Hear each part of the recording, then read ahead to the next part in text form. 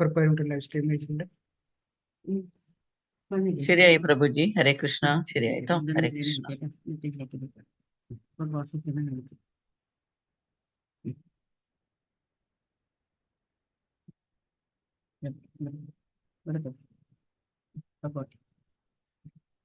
Hare Krishna. Thank you. അപ്പൊ നമ്മൾ പഠിക്കുന്നത് ഭഗവത്ഗീതയാണ് അല്ലെ. മഹാഭാരതത്തിന് നടുക്ക് വാസുദേവൻ നമുക്ക് തന്നിട്ടുള്ളതാണ് ഭഗവത്ഗീത. അത് ഭഗവാൻ തന്നെ പറഞ്ഞ് ഭഗവാന്റെ ഒരു വിഭൂതിയായിട്ടുള്ള അർജുനൻ കേട്ട് ഭഗവാന്റെ തന്നെ വിഭൂതിയായിട്ടുള്ള വ്യാസദേവൻ നമുക്ക് തന്നിട്ടുള്ള. അപ്പൊ ഭഗവാൻ പറഞ്ഞ് ഭഗവാൻ കേട്ട് ഭഗവാൻ നമുക്ക് പറഞ്ഞു തന്നു എന്ന് പറയുന്നതിൽ യാതൊരു കുറ്റമില്ലാതെ. ഈ ഭഗവത്ഗീതയ്ക്ക് എന്താ ഏറ്റവും വലിയ പ്രധാനം എന്നുള്ളതിൽ ഭഗവത്ഗീത പറയുന്നത് ഭഗവാൻ തന്നെയാണ്. ഇതിന് 18 അധ്യായമാണുള്ളത്. ഈ 18 അധ്യായത്തിന് 3ആയി ഭാഗിച്ചിട്ടുണ്ട്. 1 മുതൽ 6 വരെയും 7 മുതൽ 12 വരെ 13 മുതൽ 18 വരെ. ഈ 1 മുതൽ 6 വരെയുള്ളതിന് കർമ്മയോഗം എന്നും 7 മുതൽ 12 വരെയുള്ളതിന് ഭക്തിയോഗം എന്നും 13 മുതൽ 18 വരെയുള്ള ജ്ഞാനയോഗം എന്നുമാണ് പറയുന്നത്. അപ്പൊ ആദ്യത്തെ ഈ കർമ്മയോഗം എന്ന് പറയുന്നതിൽ ശരിക്കും പറഞ്ഞു കഴിഞ്ഞാൽ അത് നമ്മുടെ ജീവാത്മാവിനെ പറ്റിയാണ് പറയുന്നത്. ജീവാത്മാവ് എന്ത് ചെയ്യണം, ജീവാത്മാവിനെ പറ്റിയാണ് പറയുന്നത്. രണ്ടാമത്തെ ഭാഗം ഭക്തിയോഗയിൽ പറയുന്നത് ഭഗവാനെ പറ്റിയാണ്. മൂന്നാമത് പറയുന്നത് ഭഗവാനിൽ എത്താനായിട്ട് ഈ ജീവാത്മാക്കളെ എന്താണ് ചെയ്യേണ്ടത്, അതാണ് ജ്ഞാനം നൽകിയിട്ട് ജ്ഞാനത്തിൽ കൂടെ ഭക്തി വരുന്നത്. അപ്പൊ ഇതൊരു ശരിക്കും പറഞ്ഞ സാൻഡ്വിച്ച് മോഡലാണ്. അത് കർമ്മയോഗം ഉണ്ട്, ജ്ഞാനയോഗം ഉണ്ട്. പക്ഷെ ഇതിൽ ഏറ്റവും ഇമ്പോർട്ടൻ്റ് ആയിട്ടുള്ളത് ഭക്തിയാണ്. ഭക്തിയിൽ കൂടിയാണ് നമുക്ക് ഭഗവാനെ കാണാൻ പറ്റുള്ളൂ. അപ്പോൾ അതിനെ നടുക്ക് വെച്ചിട്ട് ആദ്യം കർമ്മയോഗവും പിന്നെ ജ്ഞാനയോഗവും പറഞ്ഞിട്ട് നടുക്ക് ഭക്തിയോഗം വെച്ച് നമുക്ക് അതിനെ ഒരു മോസ്റ്റ് ഇമ്പോർട്ടൻ്റ് ആയിട്ടുള്ള ഏറ്റവും ഭഗവതിയിൽ ഇമ്പോർട്ടൻ്റ് ആയിട്ടുള്ള കാര്യമായിട്ടാണ് രണ്ടാമത്തെ ഭാഗം പറയുന്നത്. ഇവിടെ ഇപ്പോൾ ഇത്രയും കഴിഞ്ഞ ക്ലാസ്സിൽ നമ്മൾ 1ാമത്തെ അധ്യായത്തിൽ നമ്മൾ അർജുനന്റെ വിഷാദയോഗം ഉണ്ട് അല്ലെ. അർജുനന് ശരിക്കും പറഞ്ഞു കഴിഞ്ഞാൽ ഈ കൗരവന്മാരായിട്ട് ഇതിനു മുമ്പ് യുദ്ധം ചെയ്തിട്ട് പല സമയത്തും അവരെ തോൽപ്പിച്ചിട്ടുണ്ട്. അപ്പോൾ ഈ യുദ്ധം എന്ന് പറഞ്ഞാൽ നമുക്കറിയാം, അത് വളരെയധികം അവരുടെ വനവാസമൊക്കെ കഴിഞ്ഞു വന്നതിന് ശേഷം പല നെഗോഷിയേഷൻസൊക്കെ നടത്തി ഒന്നും ശരിയാവാണ്ടായപ്പോൾ അന്ന് അവസാനം യുദ്ധത്തിൽ മാത്രമേ അതിന് ഒരു തീരുമാനം ഉണ്ടാവുള്ളൂ എന്ന് പറഞ്ഞിട്ടാണ് ഇവർ യുദ്ധത്തിന് വരുന്നത്. എവിടെ? കുരുക്ഷേത്രത്തിൽ. അപ്പൊ യുദ്ധത്തിൽ വരുമ്പോൾ അർജുനന് തോന്നുകയാണ് ഏതായാലും ആരൊക്കെയാ വന്നിരിക്കണേ എന്ന് നമുക്കൊന്ന് കാണാം എന്ന് പറഞ്ഞിട്ടാണ് ഭഗവാനോട് പറഞ്ഞ എന്നെ യുദ്ധക്കളത്തിന് നടുക്കൊണ്ടെടുത്ത് ഞാനൊന്ന് കാണട്ടെ, എന്നെ നമ്മളായിട്ട് ആരൊക്കെയാണ് യുദ്ധത്തിന് വരുന്നത്. പക്ഷെ അവിടെ ചെല്ലുമ്പോഴാണ് കാണുന്നത് പിതാമഹനുണ്ട്, ഗുരുവുണ്ട് അല്ലെ, ശല്യരായിട്ട് അമ്മാവനുണ്ട്, അങ്ങനെ എല്ലാവരും അവിടെ ഇങ്ങനെ നിൽക്കുന്നുണ്ട്, കൂട്ടുകാരുണ്ട്. അപ്പോൾ അർജുനൻ അറിയാം പണ്ട് ഞാൻ തോൽപ്പിച്ചിട്ടുണ്ട് ശരിയാണ്, പക്ഷെ ഈ യുദ്ധം എന്ന് പറഞ്ഞാൽ ഇതൊരു ഗിവ് ആൻഡ് ടേക്ക് പോളിസിയാണ്. അതായത് ഇവിടെ യുദ്ധം ചെയ്താൽ ആരെങ്കിലും ഒരാൾ മരിക്കണം, അങ്ങനെയാണ് ഈ യുദ്ധം അവസാനിക്കുന്നത്. അപ്പോ ഇവിടെ ഇവരൊക്കെ മരിക്കല്ലോ എന്നുള്ള ആലോചിച്ചിട്ട് അർജുനൊരു വിഷമാണ്, ഞാൻ ഈ പാപം ചെയ്യേണ്ടി വരില്ലോ എന്നാലോചിച്ചിട്ട്.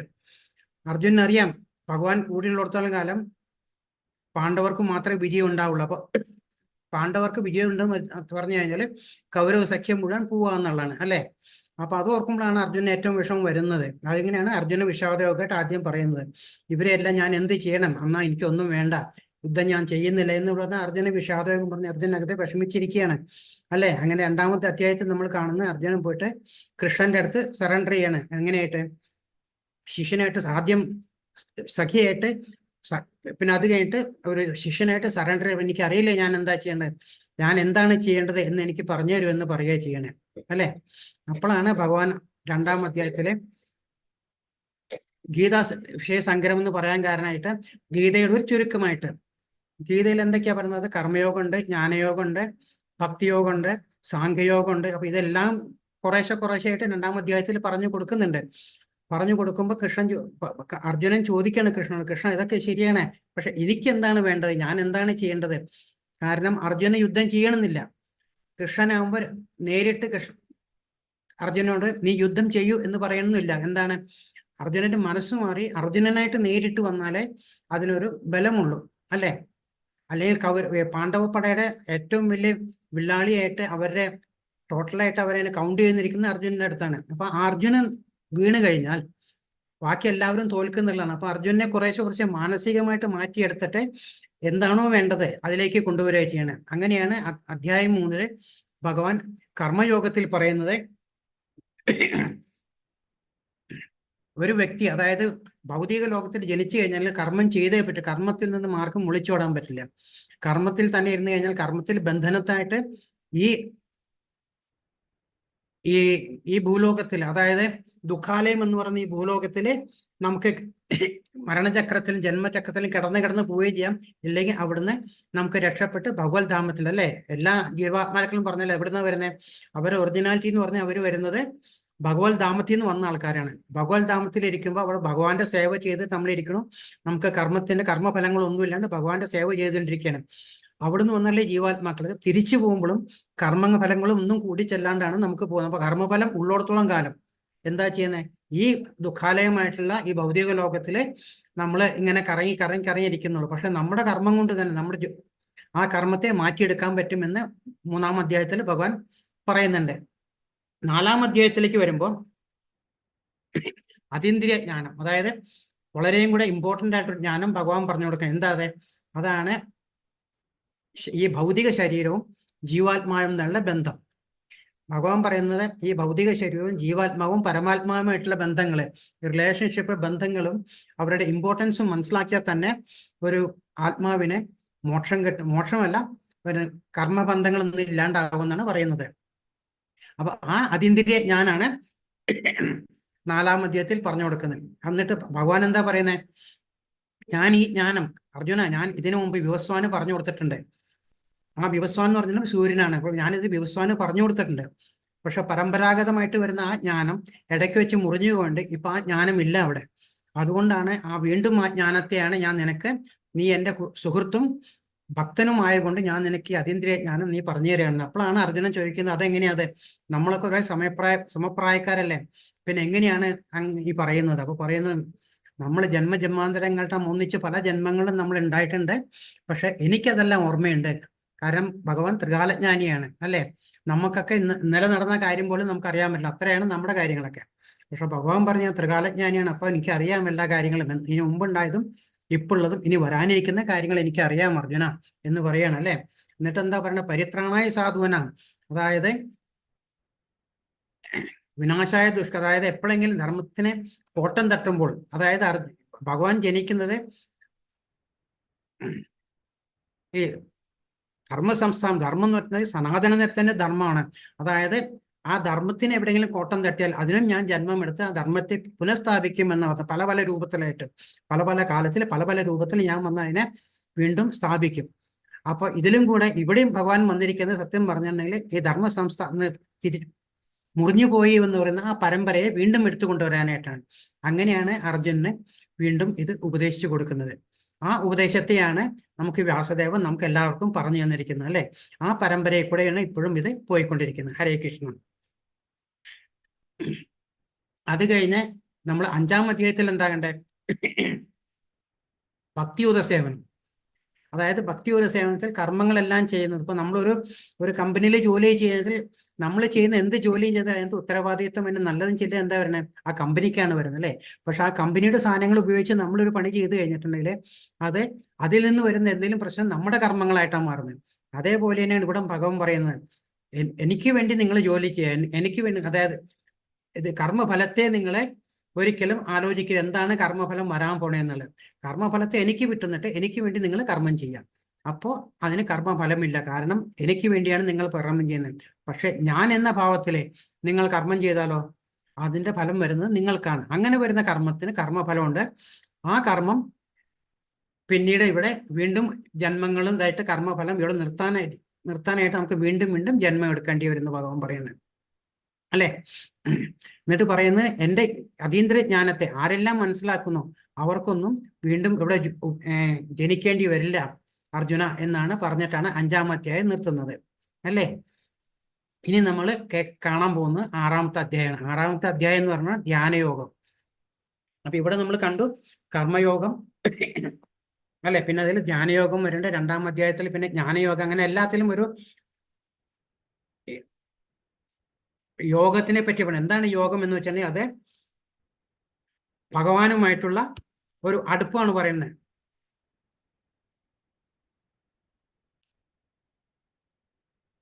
സ്ക്രീൻ കാണാൻ പറ്റുന്നില്ലേ? ഹരേ കൃഷ്ണ, സ്ക്രീൻ കാണാൻ പറ്റുന്നുണ്ടോ? ഷെയർ ഇല്ല ആയിട്ടില്ല പ്രഭുജി, ആ ഇല്ല പ്രഭുജി, കാണാൻ പറ്റുന്നില്ലേ? ഇല്ല ഇല്ല, സ്ക്രീൻ ഷെയർ ഷെയർ ആയിട്ടില്ല. ആയില്ല. ഒരു മിനിറ്റ് കേട്ടോ.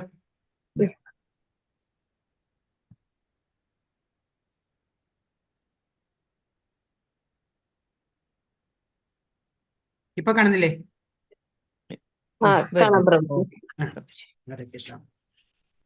അങ്ങനെ നമ്മൾ ഭഗവാൻ പറഞ്ഞു 6-ാം അധ്യായത്തിൽ, ഈ 6-ാം അധ്യായം എന്ന് പറയുന്നത് നമ്മൾ ആദ്യം പറഞ്ഞ ആ 1 to 6 ഉള്ളിലുള്ള ഏറ്റവും അവസാനത്തെ അധ്യായമാണ് 6-ാം അധ്യായം. കർമ്മയോഗത്തിന്റെ ആ 6-ാമത്തെ അധ്യായം ലാസ്റ്റ് അധ്യായമാണ്. ഇതിൽ ആദ്യത്തെ ശ്രീ ഭഗവാനുവാച, ഭഗവാൻ പറയണം അനാശ്രിത കർമ്മഫലം കാര്യം കർമ്മ കരോതിയ സ കന്യാസിജ യോഗീജ ന നിരർഗിന്ന ചാകിയ. ഭഗവാൻ എന്താ പറഞ്ഞ, കർമ്മത്തിന്റെ ഫലത്തിൽ ആസക്തി ഇല്ലാതെ, അതായത് നമ്മൾ എന്ത് ചെയ്യുന്നു അത് കർമ്മം ചെയ്യുക, മനസ്സിലാവണ്ടേ? അതിൽ വന്ന് എന്താണോ അതിന്റെ ഫലം എന്നുള്ളത് നമുക്ക് അത് നോക്കേണ്ട ആവശ്യമില്ല. കർമ്മം ആർക്ക് വേണ്ടി കർമ്മം ചെയ്യുക? അത് ഭഗവാന് വേണ്ടി കർമ്മം ചെയ്യുക. അപ്പൊ അതിൽ നിന്നുള്ള ഫലം എന്താണോ അത് നമുക്ക് കിട്ടാനുള്ളത് ഭഗവാൻ തരും. അല്ലാണ്ട് അത് കർമ്മഫലമായിട്ട് മാറുന്നില്ല. അത് ധാർമ്മിക ബാധ്യത എന്ന നിലയിൽ കർമ്മം ചെയ്യുന്ന ആളാണ് സന്യാസി. അയാളാണ് യഥാർത്ഥ യോഗ്യം. അപ്പൊ സന്യാസിയും യോഗിയും ഒരാള് തന്നെയാണ് ഇവിടെ പറയുന്നത്. അല്ലാതെ അഗ്നിഹോത്രം ഉപേക്ഷിച്ചവനോ, അതായത് മറ്റുള്ള കർമ്മങ്ങൾ അല്ലെ, നമ്മൾ കണ്ടിട്ടില്ലേ ബ്രാഹ്മണന്മാരൊക്കെ കാലത്തെ അനുസരിച്ചുള്ള കർമ്മങ്ങളൊക്കെ ചെയ്യുന്നതും പൂജകളെ ചെയ്യുന്നതൊക്കെ, അതോ കർമ്മനിർവഹമില്ലാത്തവനോ, അതായത് കർമ്മത്തിൽ നിന്നും ഒളിച്ചോടുന്നവൻ അല്ല എന്നാണ് പറയുന്നത്. അതായത് ഭഗവാനോട് പറയുന്ന കർമ്മഫലത്തില്ലാതെ തൻ്റെ കർമ്മം ചെയ്യുക, ആ കർമ്മത്തിൽ ചെയ്യുന്നത് അതാണ് സന്യാസി. അയാൾ തന്നെയാണ് യോഗിയും എന്നാണ് പറയുന്നത്.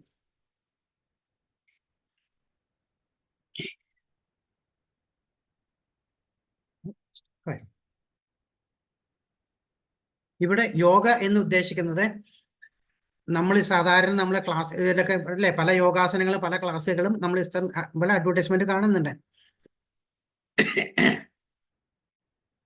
അപ്പോൾ അങ്ങനത്തെ ഒരു യോഗയെ പറ്റിയല്ല ഇവിടെ പറയുന്നത്. ഇവിടെ എന്താ പറയുന്നത്? പതഞ്ജലിയുടെ അഷ്ടാംഗ യോഗയെ പറ്റിയാണ് ഇവിടെ പറയുന്നത്. അല്ലാതെ ഇവിടെ കാണുന്നില്ലേ, ഇവിടെ പലതരത്തിലുള്ള നമ്മൾ യോഗകൾ കാണുന്നുണ്ട്. ഇതൊക്കെ അഡ്വർടൈസ്മെന്റ്, അതായത് ഇങ്ങനെ ഭൗതിക ലോകത്തിൽ ആൾക്കാർക്ക് പേര് കിട്ടാനും ഫിനാൻഷ്യൽ ആയിട്ടുള്ള ബെനിഫിറ്റ് കിട്ടാനുമായിട്ടുള്ള ഇങ്ങനത്തെ യോഗങ്ങളും അഭ്യാസങ്ങളൊക്കെ കാണുന്നത്. ഇതുകൊണ്ട് നമ്മുടെ മോക്ഷപ്രാപ്തിക്കായിട്ട് നമുക്ക് യാതൊന്നും ഒരു ഫലവും ഇല്ല ഇതുകൊണ്ടെന്ന് കാണിക്കണം. പക്ഷെ ഇതല്ല ശരിയായ ഭഗവാൻ 6-ാം അധ്യായത്തിൽ പറയുന്ന യോഗ അല്ലേ. ഇവിടെ പലതരത്തില് ഇത് കാണിക്കുന്നുണ്ട്. എന്താണ് യോഗ? യോഗ എന്ന് വെച്ചിട്ടുണ്ടെങ്കിൽ ഇപ്പൊ നമ്മൾ കണ്ടു, കർമ്മയോഗ ഉണ്ട്, ജ്ഞാനയോഗ, അഷ്ടാംഗ യോഗ, ഭക്തി യോഗ. ഇതെല്ലാം കൂടെ ഇപ്പൊ ഭഗവാനുമായിട്ട് ബന്ധിപ്പിക്കുന്നതാണ് ഈ യോഗകൾ എന്ന് പറയുന്നത്. മനസ്സിലാവുണ്ടോ? അപ്പൊ ഓരോ യോഗയും പറ്റി പറയുമ്പോൾ അതേ വഴിക്ക് എങ്ങനെയാണ് ഭഗവാനുമായിട്ട് കണക്റ്റഡ് ആവുക എന്നാണ് ഇവിടെ ഭഗവാൻ പറയുന്നത്. അഷ്ടാംഗ യോഗ എന്ന് പറയുമ്പോൾ ഈ ഒരു യോഗത്തെ ഇതിനെ 8 ഭാഗമായിട്ട് തിരിച്ചിട്ടുണ്ട്. അതുകൊണ്ടാണ് ഇതിനെ അഷ്ടാംഗ യോഗ എന്ന് പറയുന്നത്. ആദ്യം പറയുന്നത് യമ നിയമ. അതായത് യമ എന്ന് പറയുന്നത് നമ്മളെ ഒരു മനസ്സിനെ കൺട്രോൾ ചെയ്യേണ്ട പല കാര്യങ്ങൾ ചെയ്യാൻ പാടില്ലാത്ത കാര്യങ്ങളുണ്ട്. അതിനാണ് യമ എന്ന് പറയുന്നത്. നിയമ എന്ന് പറഞ്ഞാൽ എന്തൊക്കെ ചെയ്യണം എന്നുള്ളതാണ്. ഒരു മനുഷ്യൻ തൻ്റെ മനസ്സിന്റെ കൺട്രോളിന് വേണ്ടി എന്തൊക്കെ ചെയ്യണം എന്നുള്ളതാണ് നിയമ എന്ന് പറയുന്നത്. അപ്പൊ യമനിയമങ്ങൾ പഠിച്ച് അതിനെ ഫോളോ ചെയ്ത് കഴിഞ്ഞിട്ട് മനസ്സിനൊരു ചഞ്ചലിപ്പില്ലാതെ നമുക്ക് കിട്ടും. അതായത് ഒന്നിനോടും ആസക്തി ഇല്ലാതെ, ഒന്നിനും ഇഷ്ടമില്ലാതെ, അല്ലെങ്കിൽ വേറെ ആരുടെ സ്വത്തുക്കൾ ഇതാക്കണം, കുശുമ്പ്, കാമക്രോധ ലോപമോഹങ്ങൾ, ഇതൊന്നും ഇല്ലാതായിട്ട് മാറും യമനിയമങ്ങൾ കൂടെ പോയിക്കൊണ്ടിരിക്കുമ്പോൾ. അത് കഴിഞ്ഞിട്ടുള്ള അടുത്ത സ്റ്റെപ്പാണ് പറയുന്നത് ആസന എന്ന് പറഞ്ഞത്. അതായത് ഇത് ചെയ്ത് കഴിഞ്ഞാൽ നമ്മൾ എങ്ങനെയാണ് യോഗയ്ക്ക് വേണ്ടി ഇരിക്കണേ എന്നുള്ളത്. അതായത് ഭഗവാൻ പറയുന്നത് അധികം പൊക്കമില്ലാത്തതും അധികം താഴ്ന്നുമല്ലാത്ത ഒരു പ്രതലത്തിൽ വേണം ഇരിക്കാനായിട്ടെന്ന് പറയുന്നത്. എങ്ങനെ ഇരിക്കണം? തല മുതൽ മൂലാധാരം വരെ ഒരേ ലെവലിൽ വരുന്ന മാതിരി നമ്മുടെ ചമ്രം പിടിഞ്ഞ് ഇരിക്കണം എന്നാണ്. ചമ്രം പിടിഞ്ഞ് കാല് മടക്കി വെച്ചിട്ട് ഇരിക്കണം. അങ്ങനെ ഇരുന്നാലാണ് ആസന എന്ന് പറയുന്നതിന്. പ്രാണായാമം എന്ന് പറഞ്ഞാൽ നമ്മളെല്ലാം സ്ഥിരം കേൾക്കുന്നതാണ് അല്ലെ, അനുലോം വിലോം അങ്ങനെയൊക്കെ പറഞ്ഞ് പ്രാണായാമം ചെയ്യുന്നത്. എന്തിനാണ് പ്രാണായാമം ചെയ്യുന്നത്? പ്രാണനകത്തേക്കും പുറത്തോട്ടും പോയിരിക്കുമ്പോൾ നമ്മുടെ ശരീരത്തിന് ഒരു ബലം കിട്ടും, ഒരു ഉണർവ് കിട്ടും. അപ്പൊ നമ്മുടെ യമനിയമം കൊണ്ട് നമുക്ക് എന്താണ്, മനസ്സിന് ചഞ്ചലിപ്പ് കുറഞ്ഞ് ഒന്നിനും ആസക്തി ഇല്ലാതായി കിട്ടും. അതിനെ എന്നിട്ട് പ്രാണൻ ശരിക്കും മൂവ് ചെയ്യാനായിട്ട് നമ്മൾ നല്ലൊരു ആസന പോസ് ഭഗവാൻ പറയുന്നുണ്ട് 6-ാം അധ്യായത്തില്, അതിലിരിക്കേണ്ടി വരും. അത് കഴിഞ്ഞിട്ട് പ്രാണായാമം എന്ന് പറഞ്ഞിട്ടുണ്ടെങ്കിൽ ആ പ്രാണൻ വന്നും പോയി ഇരിക്കുമ്പോൾ നമ്മുടെ എയർ സർക്കുലേഷൻ പ്രോപ്പർലി വരുമ്പോൾ നമുക്കൊരു ഉണർവും വരുന്നു. അതങ്ങനെ പ്രത്യാഹാരം എന്ന് പറഞ്ഞിട്ടുണ്ടെങ്കിൽ ഇപ്പൊ നമ്മൾ ആമയെ കണ്ടിട്ടില്ലേ? ആമ എന്താ ചെയ്യുന്നത്? ആവശ്യം വരുമ്പോൾ ആമയുടെ എല്ലാ കയ്യും കാലും തലയൊക്കെ അതിൻ്റെ ഉള്ളിലേക്ക് വലിക്കും അല്ലെ? ആവശ്യമില്ലാത്തപ്പോൾ അത് വേറെ എന്തെങ്കിലും ഭക്ഷണം വേണമെങ്കിൽ ആവശ്യം അത് പുറത്തേക്ക് വരും, അല്ലാത്തപ്പോൾ അതായിരിക്കും. അതേമാതിരി പ്രത്യാഹാരത്തിൽ നമ്മൾ എന്താ ചെയ്യണം? നമ്മുടെ ഇന്ദ്രിയങ്ങളെ ഉള്ളിലേക്ക് വലിക്കാൻ പഠിക്കണം. നമ്മളെ ഇന്ദ്രിയങ്ങളാണ് നമ്മുടെ എല്ലാത്തിൻ്റെയും ഈ പുലിവാല് പിടിപ്പിക്കുന്നത്. കാരണം ഇന്ദ്രിയം വരുമ്പോൾ അതിൽ നിന്ന് വരുന്ന ഓരോ ഇഷ്ടാനിഷ്ടങ്ങളെല്ലാം വന്ന് അത് മനസ്സിൽ വരും, മനസ്സിൽ കുടികൂടും, മനസ്സിൽ അതിൻ്റെ പിന്നാലെ ഓടിപ്പോകും അല്ലേ? ശരിക്കും മനസ്സല്ല, ശരിക്കും മനസ്സിനെ കൺട്രോൾ ചെയ്യേണ്ട ബുദ്ധിയാണ്. പക്ഷെ ഇവിടെ എന്താ ചെയ്യുന്നത്? ഇപ്പോഴത്തെ നമ്മൾ ഇതുമ്പോൾ ബുദ്ധി കുറഞ്ഞിട്ട് മനസ്സാണ് ഇതിലെല്ലാം കൺട്രോൾ ചെയ്യുമ്പോൾ മനസ്സും ഒരു പിടിയും കിട്ടാണ്ടാവുമ്പോഴാണ് മനസ്സിലാവുന്നത് നമുക്ക് നമ്മുടെ ശരീരത്തിനെ, നമ്മുടെ മനസ്സിനെ തന്നെ, അല്ലെങ്കിൽ നമ്മുടെ ഡേ ടു ഡേ ആക്ടിവിറ്റീസിനെ നമുക്ക് ഒന്നിലും കൺട്രോൾ ചെയ്യാൻ പറ്റാണ്ടാവും. അപ്പോൾ പ്രത്യാഹാരം എന്ന് പറയുമ്പോൾ മനസ്സ് ഈ ഇന്ദ്രിയങ്ങളെ അയക്കുന്നതെന്ന് അറിയാണ്ട് അതിനെ ഉള്ളിലേക്ക് വലിക്കാൻ നോക്കണം. അതായത് അതിൽ നിന്നും ഒരു ഇമ്പാക്റ്റ് നമ്മുടെ ശരീരത്തിന്, മനസ്സിന് ഇല്ലാണ്ടാക്കാൻ നോക്കണം. അത് കഴിഞ്ഞിട്ട് ധാരണ എന്ന് പറഞ്ഞിട്ടുണ്ടെങ്കിൽ ധ്യാനത്തിന്റെ 1-ാമത്തെ സ്റ്റേജാണ് ധാരണ എന്ന് പറയുന്നത്. അതായത് നമ്മൾ ഇരുന്നിട്ട് ശ്വാസോച്ഛ്വാസം കൺട്രോൾ ചെയ്തിട്ട് നമ്മുടെ കണ്ണുകൾ കൊണ്ട് പുരികത്തിന്റെ നടുക്കില് അല്ലെങ്കിൽ മൂക്കിന്റെ ഏറ്റവും ടോപ്പിലായിട്ട് നമ്മൾ ശ്രദ്ധ പതിപ്പിച്ചിട്ട് ഇരിക്കാനുള്ള ഇതാണ്. അത് കഴിഞ്ഞിട്ട് ധ്യാനം, എന്നിട്ട് ഭഗവാനെ ധ്യാനിച്ചുകൊണ്ട്, പരമപുരുഷനെ ധ്യാനിച്ചുകൊണ്ട് ഇരിക്കുന്നതാണ് ധ്യാനം എന്ന് പറയുന്നത്. അങ്ങനെ ഇരുന്ന് കഴിഞ്ഞാലാണ് നമ്മൾ ഓട്ടോമാറ്റിക്കായിട്ട് നമ്മുടെ പ്രാക്ടീസ് കൊണ്ട് നമ്മൾ സമാധിയിലെത്തുന്നത്. അപ്പൊ ഇങ്ങനെ 8 രീതിയിൽ കൂടെ പോയി കഴിഞ്ഞാൽ നമ്മൾ സമാധിയിലെത്തുമെന്ന് ഭഗവാൻ പറയുന്നത്. പക്ഷെ അത് ഒരു ഈസി അല്ല അല്ലെ? ഒരു ലെങ്തി പ്രോസസ്സാണ് ഭഗവാൻ പറയുന്നത്. ഇത് ചെയ്യുന്നത് നല്ല കാര്യമാണ്, ഈ വഴിക്ക് ഭഗവാനിലേക്ക് എത്താൻ പറ്റും. അത് പക്ഷേ ഇത് വളരെ ഒരു കുറേ കൂടെ ഡിഫിക്കൽട്ട് ആയിട്ടുള്ളൊരു കാര്യമാണ് എന്നാണ് പറയുന്നത്. അപ്പോഴും ഭഗവാൻ പറയുന്നത് ഇത് കണ്ടില്ലേ, ഈ സന്യാസി വർഷങ്ങളായിട്ട് ഇങ്ങനെ സന്യസിച്ചു കൊണ്ടിരിക്കുകയാണ് ചെയ്യുന്നത്. എന്നിട്ട് കണ്ടില്ലേ ദേഹത്തിൽ ഇങ്ങനെ ചെടികളും മഴകളും ഒന്ന് താടിയും വളർന്നും ദേഹമൊന്നും ഇല്ലാണ്ടായി വർഷങ്ങളായിട്ട്. കാരണം നമുക്കറിയാൻ പറ്റും, ഇപ്പൊ ദ്വാപരയുഗ സത്യയുഗത്തിൽ എന്ന് എത്ര വയസ്സെന്ന് പറഞ്ഞാൽ 1 ലക്ഷം എന്ന് പറഞ്ഞ മനുഷ്യന്റെ വയസ്സ്. അതേമാതിരി ത്രേതായുഗത്തിൽ പറയുന്നത് 10,000 കൊല്ലാണ് പറയുന്നത്, ദ്വാപരയുഗത്തിൽ 1000 കൊല്ലാണ് പറയുന്നത്. ഇവിടെ കലിയുഗത്തിൽ വരുമ്പോൾ വെറും 100 വർഷമേ പറയണം. അപ്പൊ 100 വർഷത്തിനുള്ളിൽ ഇതൊന്നും ചെയ്ത ഒരു മനുഷ്യന് വരാന്നുള്ളത് അസംഭവമായിട്ടുള്ള കാര്യമാണ്. അഥവാ ഇതൊക്കെ ചെയ്താലോ, പ്രോപ്പർലി ചെയ്തെങ്കിൽ എന്താ പറഞ്ഞാൽ ബ്രഹ്മലോകം വരെ എത്താൻ പോകുന്നുള്ളൂ. ബ്രഹ്മലോകത്ത് എത്തിക്കഴിഞ്ഞാൽ എന്താണ്? അതും ഭൗതിക ലോകത്തിന്റെ നമ്മുടെ 14 ഭൂമിക്ക് താഴെയും 7 ലോകം, മുകളിലും 7 ലോകം എന്ന് പറഞ്ഞാൽ, അപ്പൊ മുകളിലെ 7 ലോകത്തിൽ ഏറ്റവും മുകളിൽ നിൽക്കുന്നത് ബ്രഹ്മലോകം, ബ്രഹ്മാവിന്റെ. അപ്പോൾ ഇതൊക്കെ ചെയ്താലും നമുക്ക് ശരിയായി ചെയ്യാനും സമയം നമ്മൾ എത്താൻ പറ്റുന്ന എവിടെയാണ്? ബ്രഹ്മലോകത്തെ ചെല്ലുന്നുള്ളൂ. ബ്രഹ്മലോകം വീണ്ടും പുനർജീവനത്തിലേക്ക്, നമ്മുടെ കർമ്മഫലങ്ങളെല്ലാം തീർന്നു കഴിഞ്ഞാൽ വീണ്ടും അതിന് പുനർജന്മം വരാൻ പോകുന്നുണ്ട്. അപ്പൊ ഭഗവാൻ പറയുന്നത് എപ്പോഴും വേണ്ടത് ഭക്തിയുത സേവനം, അതായത് ഭക്തിയിൽ കൂടി ഭഗവാനെ പ്രാർത്ഥിച്ചുകൊണ്ട് ഭഗവാനെ കൺട്രോൾ ചെയ്ത് മനസ്സ് ഭഗവാനെ അർപ്പിച്ച് ഓരോ കാര്യങ്ങൾ ചെയ്യുക എന്നാണ് പറഞ്ഞത്. ഈ വക ഇതിനെല്ലാം പോകേണ്ടത്. 6-ാമത്തെ അധ്യായത്തിൽ 5-ാമത്തെ ശ്ലോകം പറഞ്ഞ ഉത്തരേതാത്മനാം ആത്മാനം നാത്മാന വസാദയേ ആത്മൈവ ഹ്യാത്മനോ ബന്ധുരാത്മേ പുരാത്മന. മനുഷ്യൻ മനസ്സിന്റെ സഹായത്തോടെ സ്വയം ഉദ്ധരിക്കണം, അതപ്പതിരിക്കരുത്. ബന്ധനായ ആത്മാവിനെ തൻ്റെ മനസ്സത്രേ ബന്ധു, അത് തന്നെയാണ് ശത്രുവും. ഇവിടെ എന്താ പറയണമെന്ന് വെച്ചാൽ, നമ്മൾ നേരത്തെ പറഞ്ഞ മാതിരി മനസ്സ് ഒരു കുരങ്ങന്റെ മാതിരി ഉണ്ട്. അതേ ഭയങ്കരമായിട്ട് ഒരു സ്ഥലത്ത് നിൽക്കില്ല, അതെങ്ങനെ ചഞ്ചലിച്ചു കൊണ്ടിരിക്കും.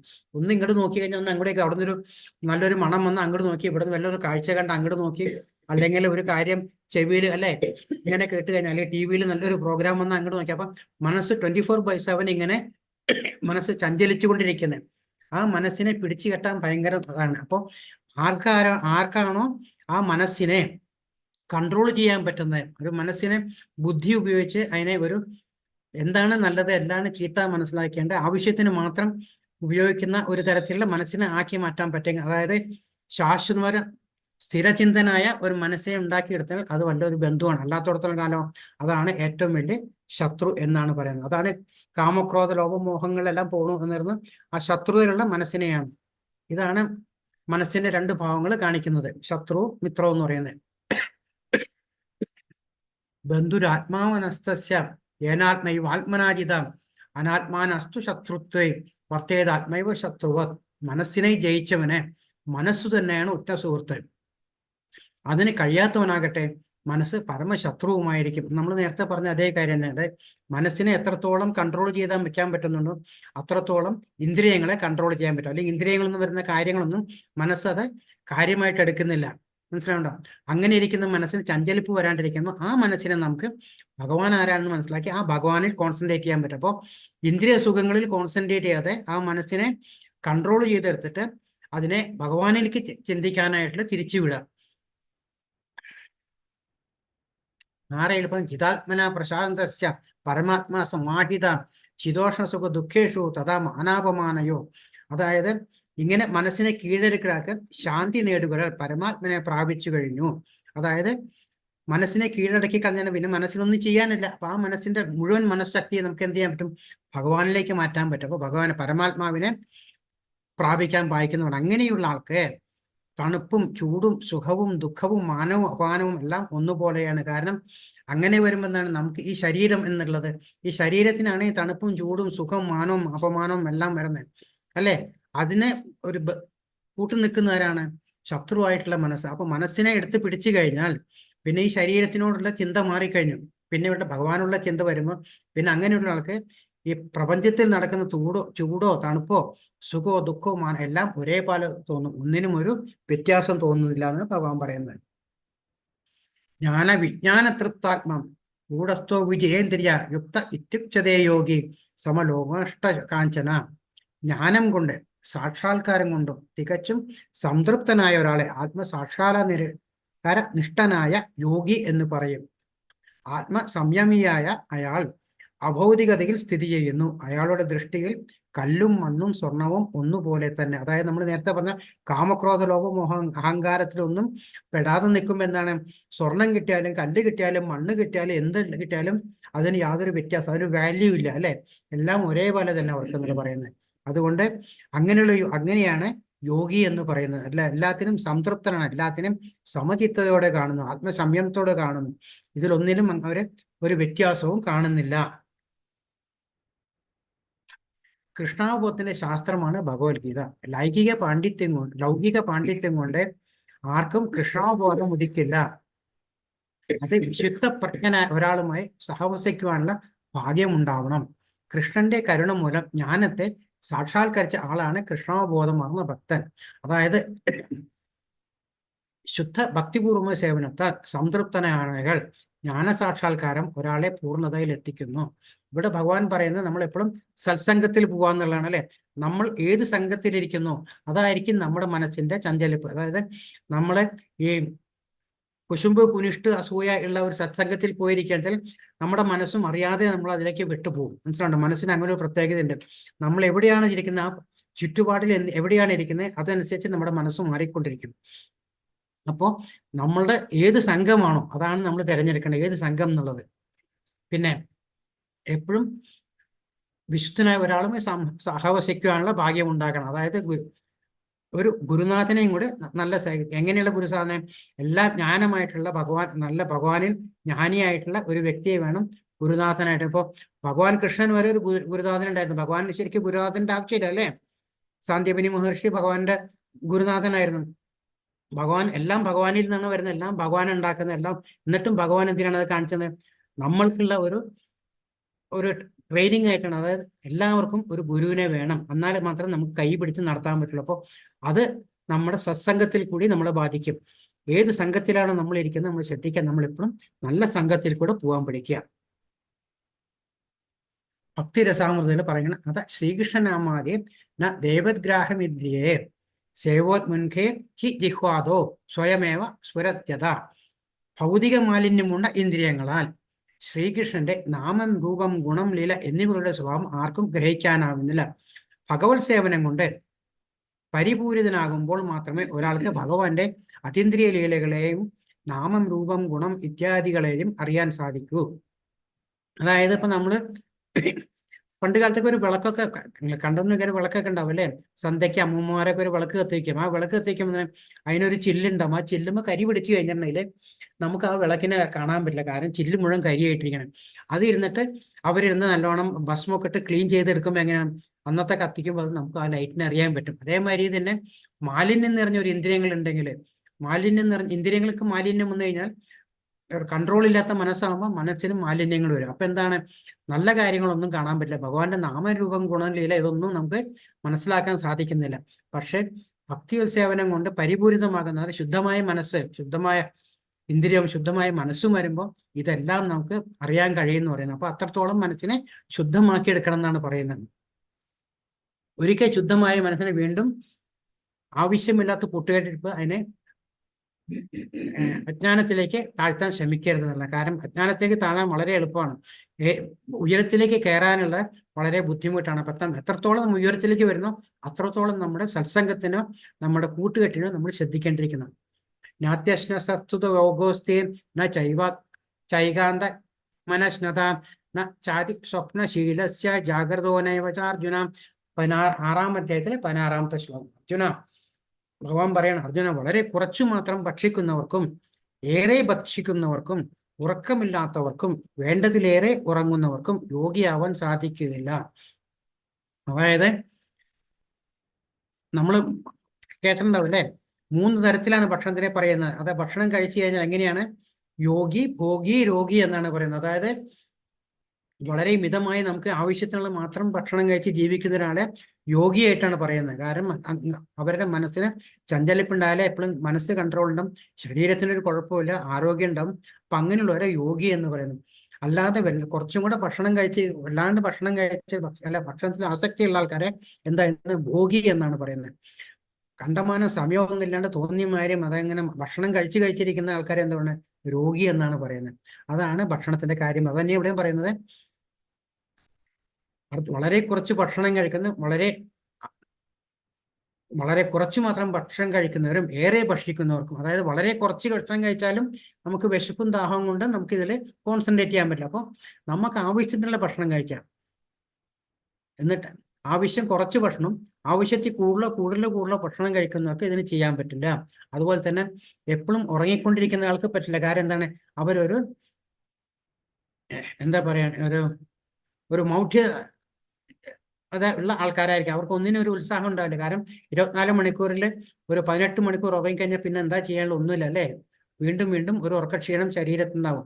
ഒട്ടും ഉറക്കമില്ല. അപ്പൊ രാത്രിയൊക്കെ ഇതൊക്കെ ആൾക്കാർ എന്താ ചെയ്യുന്നത്? ഉറക്കൊഴിച്ചിട്ടും സിനിമ കണ്ടും പാർട്ടികളും എല്ലാം ആയിട്ടല്ലേ? അപ്പൊ ഒട്ടും ഉറക്കമില്ലാണ്ട് വന്നിട്ടുണ്ടെങ്കിലും ആരോഗ്യത്തിന് കഷ്ടമാണ്. കാരണം ശരീരം മനസ്സും നമ്മൾ പറയുന്നിടത്ത് നിൽക്കില്ല. അപ്പൊ വളരെ കുറച്ചു മാത്രം ഭക്ഷണം കഴിക്കുന്നവർക്കും ഏറെ ഭക്ഷിക്കുന്നവർക്കും ഉറക്കമില്ലാത്തവർക്കും വേണ്ടതിലേറെ ഉറങ്ങുന്നവർക്കും യോഗിയാവാൻ കഴിയുകയില്ല.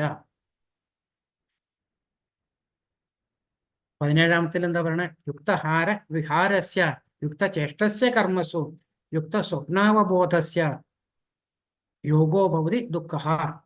ആഹാരം, നിദ്ര, വിഹാരം, പ്രവൃത്തി എന്നിവ നിയന്ത്രണം പാലിക്കുന്നതിന് യോഗ പരിശീലനം കൊണ്ട് സർവ്വ ദുഃഖങ്ങളും അകറ്റാൻ കഴിയും.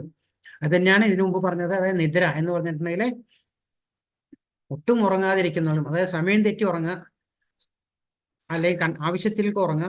ആഹാരം, സമയം തെറ്റി ആഹാരം കഴിക്കുക, ആഹാരം ഒട്ടും കഴിക്കാണ്ടിരിക്കുക, അല്ലെങ്കിൽ കണ്ടമാനം ആഹാരം കഴിക്കുക, സമയത്ത് ആഹാരം കഴിക്കാതിരിക്കുക, നമ്മുടെ ശരിയല്ലാത്ത പ്രവർത്തിയിൽ ഇടപെടും. ഇതെല്ലാം പെട്ടു നിൽക്കും. എന്താ പിന്നെ ഒന്നും ചെയ്യാൻ പറ്റില്ല. അപ്പോൾ ഇതിനെല്ലാം നിയന്ത്രിച്ചു കഴിഞ്ഞാൽ, ഇതിന്റെ മെയിനായിട്ട് എല്ലാത്തിനും നിയന്ത്രിച്ചു കഴിഞ്ഞാൽ, അപ്പോൾ ഇന്ദ്രിയങ്ങളെയും മനസ്സിനെയും നിയന്ത്രിച്ച് ഈ പറഞ്ഞ കാര്യങ്ങളെല്ലാം ഒരു പരിശീലനം കൊണ്ടുവന്നു കഴിഞ്ഞാൽ, അതുകൊണ്ട് ചെയ്യുന്ന യോഗ പരിശീലനം ചെയ്യുമ്പോൾ സർവ്വ ദുഃഖങ്ങളെ അകറ്റാൻ പറ്റും. അതായത് നമ്മളുടെ സ്വയമായിട്ട് നമുക്ക് തന്നെ ഒരു ഹാപ്പിനെസ് ഉണ്ടാകും എന്നാണ് പറയുന്നത്. 30-ാമത്തേൽ പറയുന്ന യോമാം പശ്യതി സർവത്ര സർവം ച മയി പശ്യതി തസ്യാഹമ്യ പ്രണശ്യാമി നചമേന പ്രണശ്യതി. ഭഗവാൻ എന്താ പറയണേ? ഈ പ്രപഞ്ചം മുഴുവൻ ഞാനുണ്ടല്ലേ, എവിടെയും ഞാൻ കുടികൊള്ളുന്നതായും എല്ലാം എന്നിൽ അടങ്ങുന്നതായും കാണുന്നവന് ഞാൻ ഒരിക്കലും നഷ്ടപ്പെടുകയില്ല. അതായത് ഭഗവാൻ പറയണ എപ്പോഴും ഭഗവാനെ തന്നെ പ്രാർത്ഥിച്ചു കൊണ്ടിരിക്കാം അല്ലേ? എവിടെ തിരിഞ്ഞൊന്ന് നോക്കിയാലും അവിടെ എല്ലാം ഭഗവാൻ ഉണ്ടെന്നാണ് പറയുന്നത്. അതായത് ഒരിക്കലും ഒരു സന്യാസിക്ക് കുറച്ച് ശിഷ്യന്മാരുണ്ടായിരുന്നു. ആ ശിഷ്യന്മാരൊക്കെ വിദ്യാഭ്യാസം കഴിഞ്ഞപ്പോൾ എല്ലാവർക്കും ഒരേ പഴം കൊടുത്തു. പഴം കൊടുത്തിട്ട് സന്യാസി പറഞ്ഞ ഒരു കാര്യം ചെയ്യും, നിങ്ങൾ എല്ലാവരെയും പോയിട്ട് ഈ പഴം ആരും കാണാണ്ട് കഴിക്കുക എന്നാണ് പറഞ്ഞത്. അപ്പൊ എല്ലാവരും പോയിട്ട് ഒരാൾ ഒഴിച്ച് ബാക്കി എല്ലാവരും അപ്പൊ പഴം കഴിച്ചാൽ തൊലി കൊണ്ടുവരാൻ, കാരണം പ്രൂഫ് വേണ്ട പഴം കഴിച്ചു എന്നുള്ളത്.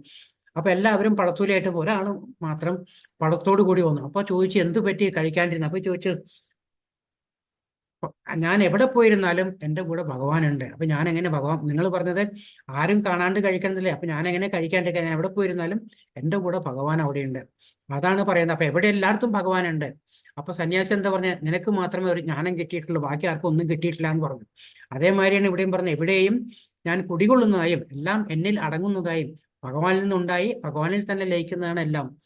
അങ്ങനെ ആർക്കാണോ ആ ജ്ഞാനം ഉണ്ടാവുന്നത്, ആർക്കാണോ ആ അറിവുണ്ടാവുന്നത്, അവർക്ക് ഞാൻ ഒരിക്കലും നഷ്ടപ്പെടുന്നില്ല. കാരണം എപ്പോഴും നമ്മുടെ കൂടെ തന്നെ ഭഗവാൻ ഉണ്ടെന്ന് നമുക്ക് മനസ്സിലാക്കി കഴിഞ്ഞാൽ പിന്നെ എങ്ങനെയാ ഭഗവാൻ നഷ്ടപ്പെടാൻ വന്നല്ലേ?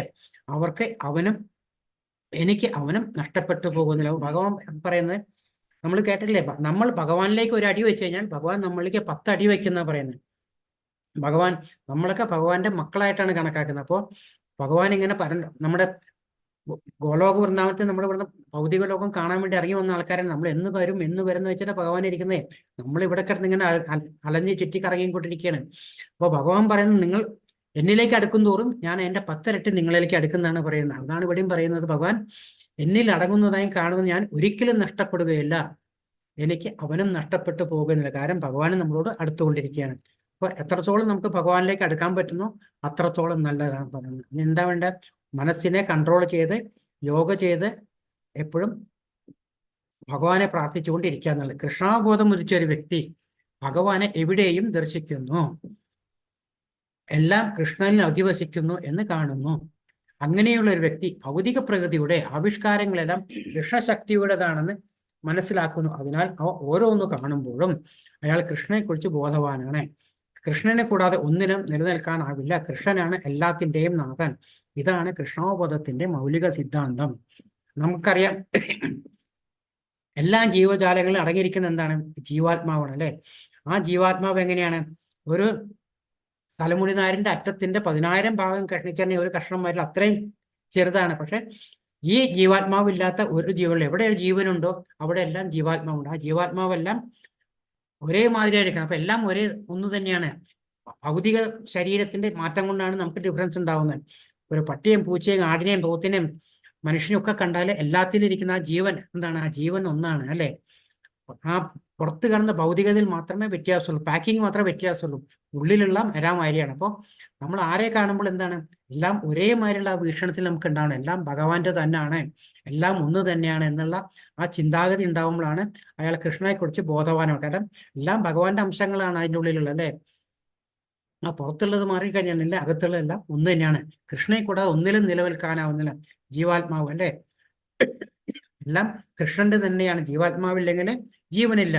കൃഷ്ണനാണ് എല്ലാത്തിൻ്റെയും നാഥൻ. പരമാത്മാവായ പരംപിത ആരായിരിക്കുന്നത്? അതും ഭഗവാൻ തന്നെയാണ്. അതിൽ നിന്നാണ് ഉരുത്തിരിഞ്ഞ് വരുന്ന പരമാത്മാവും നമ്മളിലെ പരമാത്മാവും നമ്മുടെ ജീവാത്മാവും എല്ലാം ആ കൃഷ്ണന്റെ ഓരോ കളികൾ മാത്രമാണ് അല്ലെ? ഇതാണ് കൃഷ്ണാവബോധത്തിന്റെ മൗലിക സിദ്ധാന്തം.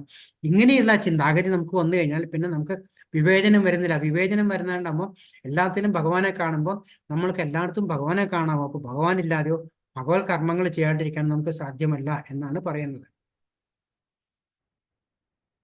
പ്രേമാഞ്ജന ചുരിത ഭക്തി വിലോചനേന സന്ത സദൈവ ഹൃദയേഷു വിലോഭയന്തി യം യാമ സുന്ദരമചിന്യ ഗുണസ്വരൂപം ഗോവിന്ദമാദി പുരുഷം തമഹം ഭജാമി. ഭക്തന്റെ പ്രേമാഞ്ജനം എഴുതിയ കണ്ണുകൾക്ക് എപ്പോഴും ദൃശ്യനായിട്ടുള്ള ആദിപുരുഷനായ ഗോവിന്ദനെ ഞാൻ ഭജിക്കുന്നു.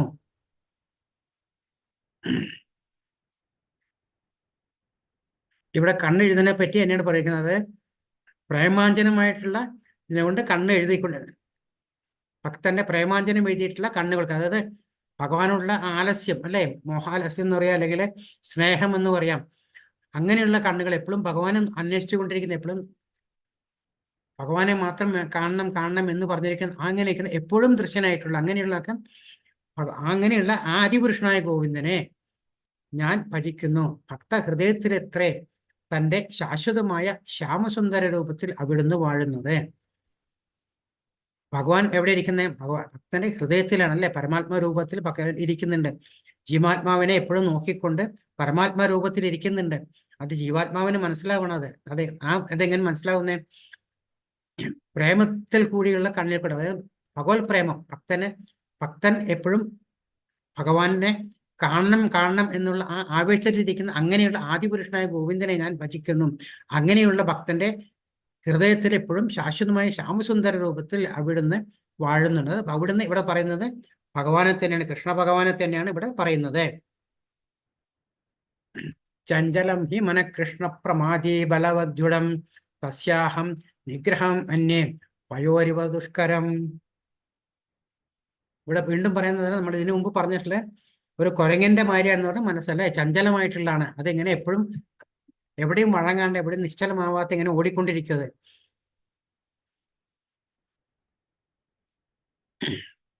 ഇത് അർജുനൻ ചോദിക്കണം ആരോട്? കൃഷ്ണനോട് ചോദിക്കണം. കൃഷ്ണ, എത്ര എല്ലാം കേട്ട് കഴിഞ്ഞപ്പോൾ യോഗയെ പറ്റിയും മനസ്സിനെ പറ്റിയും എല്ലാ കാര്യങ്ങളും കേട്ട് കഴിഞ്ഞപ്പോൾ അർജുനൻ കൃഷ്ണനോട് ചോദിക്കുകയാണ്, കൃഷ്ണൻ പറഞ്ഞതൊക്കെ ശരിയാണ്, എനിക്ക് മനസ്സിലായി. പക്ഷേ ഈ മനസ്സിനെ കൺട്രോൾ ചെയ്യുക എന്ന് പറയുന്നത് എങ്ങനെയാണ് അല്ലെ? അർജുനന് അത്രയും കോൺസെൻട്രേഷനുള്ളതാണ്. ഈ അഭ്യാസങ്ങളൊക്കെ ചെയ്യുമ്പോൾ കൃഷ്ണനെ പോലെ അല്ല, അർജുനനെ പോലെ ഇത്രയും ഒരു കോൺസെൻട്രേഷൻ ആയിട്ടുള്ള ഒരാളില്ല. അങ്ങനെയുള്ള അർജുനാണ് ഈ പറഞ്ഞ കൃഷ്ണ സംഗതി പറഞ്ഞതൊക്കെ ശരിയാണ്, പക്ഷെ ഇത്രയും ചഞ്ചലമായിട്ടുള്ള ഒരു മനസ്സിനെ ഞാൻ എന്താണ് ചെയ്യുന്നത് അല്ലെ? അത് എത്ര ഒരു കുരങ്ങനെ പോലെയാണെന്ന് പറയുന്നത്. അതിങ്ങനെ ഓടിക്കൊണ്ടിരിക്കും. ഞാനിവിടെ പിടിച്ചു നോക്കിയത് അപ്പുറത്തേക്കും, അവിടെ നിന്ന് പിടിച്ചുകൊണ്ട് ഇങ്ങോട്ട് പോകും.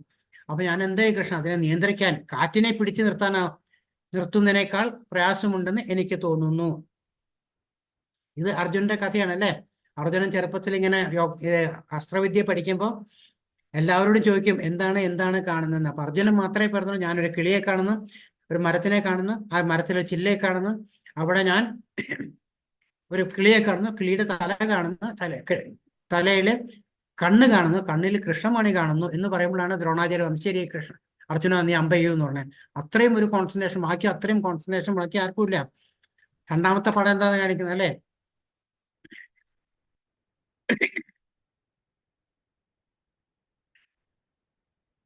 കൃഷ്ണൻ അല്ല അർജുനൻ വിവാഹത്തിന് പോകുമ്പോൾ ഉള്ള ഒരു ഇതാണ് അവിടെ എങ്ങനെയാണ് അത് ജയിച്ചെന്നുള്ളത് അല്ലെ? പാഞ്ചാലി കല്യാണം കഴിക്കാൻ പോകുന്ന ആ സമയത്തുള്ളത്. അപ്പൊ ഇത്രയും കോൺസെൻട്രേഷൻ ഉള്ള മനസ്സിനെ കൺട്രോൾ ചെയ്യുന്ന അർജുനാണ് ചോദിക്കുന്നത് എന്താണ് ഞാൻ ചെയ്യുന്നത്? ശരിക്കും അർജുനൻ ചോദിക്കുന്നത് നമുക്ക് വേണ്ടിയിട്ടാണ് അർജുനൻ ചോദിക്കുന്നത് അല്ലെ? അപ്പൊ അർജുനന് പോലും ഇങ്ങനെ ആകെ ഒരു മനച്ചഞ്ചലം, ഞാൻ എന്താ ചെയ്യാന്ന് ചോദിക്കുമ്പോൾ നമ്മുടെ കാര്യമൊന്നും പറയില്ല. അപ്പൊ നമ്മൾ അതിനനുസരിച്ച് നമ്മൾ കൺട്രോൾ ചെയ്ത് നമ്മുടെ മനസ്സിനെ എങ്ങനെയും കൺട്രോൾ ചെയ്യണം, എങ്ങനെയാണ്? അപ്പൊ ഭഗവാനോട് ചോദിക്കുകയാണെ എന്താ ഭഗവാൻ ഞാൻ ചെയ്യേണ്ടത് എന്ന് നമുക്കും കൂടെ വേണ്ടി അർജുനൻ ചോദിക്കുമ്പോൾ ഭഗവാൻ പറയണം, ശ്രീ ഭഗവാനുവാചാം അസംശയം മഹാബാഹോ മനം നിഗ്രഹം ചലം അഭ്യാസേന കൗന്ദേയ വൈരാഗ്യേണ ച ഗൃഹ്യതേ. അപ്പൊ ഭഗവാൻ എന്താ പറഞ്ഞ? മഹാബാഹുവായ കുന്തിപുത്ര, അർജുനൻ പറഞ്ഞ കാര്യം എനിക്കും അറിയാം, അസ്ഥിരമായ മനസ്സിനടക്കുക എന്ന് തീർച്ചയായും ദുഷ്കരമാണ്. എന്നാൽ യുക്തമായ പരിശീലനം കൊണ്ട് നിസ്സംഗത കൊണ്ടും അത് സാധിക്കാവുന്നതാണ്. ഭഗവാൻ പറയണ അർജുനൻ പറയണൊക്കെ ശരിയാണ്, മനസ്സിലുണ്ടോ? പക്ഷെ ഇത് ചെയ്യാൻ പറ്റും. എങ്ങനെയാണ്? നമ്മൾ സ്ഥിരമായിട്ട് അതിനെ പ്രാക്ടീസ് ചെയ്യാൻ അല്ലെ? ഭഗവാൻ പറയുന്നത് എന്താ കാലേഹ മാമേജ്, അതായത് മരണസമയത്ത് എന്നെ ആരാണോ ചിന്തിച്ചു കൊണ്ടിരിക്കുന്നത് അവർ എന്നിൽ വന്ന് പ്രാപിക്കുന്നതിന് വരാൻ പോണ അധ്യായങ്ങളിൽ പറയുന്നുണ്ട്. അപ്പൊ ആ സമയത്ത് അതെങ്ങനെ ചെയ്യാൻ പറ്റണേ?